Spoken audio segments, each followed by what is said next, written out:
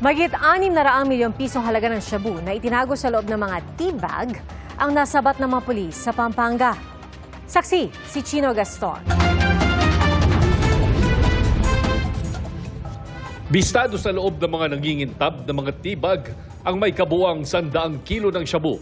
Nakuha ang mga ito ng mga otoridad sa isang buy-bust operation sa Barangay Santo Domingo sa Angeles City, Pampanga.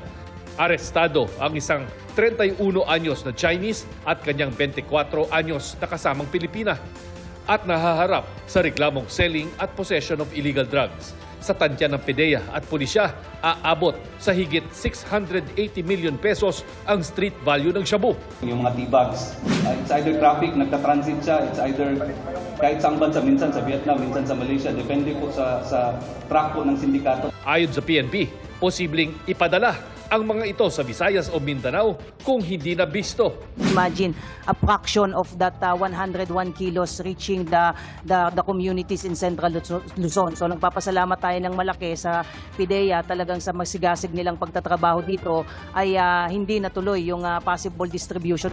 Kaninang umaga naman, 30 kilo ng shabu na nakapack rin sa mga tibag ang nakumpiska sa isa ring buy-bust operation sa Norzagaray, Bulacan. 2 babae at isang lalaking sospek ang arestado. Kumpiskado rin ang sinasakyan nilang SUV kung saan ikinarga ang droga. Patuloy ang paghahanap sa mastermind ng sindikato na isa umanong dayuhan. Talagang kausap daw nila nito is yung parang sinasabi na Chinese. Dati nang nakasabat ang mga otoridad ng drogang isinilid sa mga kulay berde na tibag. Ayon sa pulisya, tanda ito ng sinong sindikato ang may-ari ng droga na nagmula umano sa Golden Triangle or ang border area ng Thailand, China, Laos at Myanmar. Para sa GMA Integrated News, Chino Gaston ang inyong saksi. Mga kapuso, maging una sa saksi. Mag-subscribe sa GMA Integrated News sa YouTube para sa iba't ibang balita.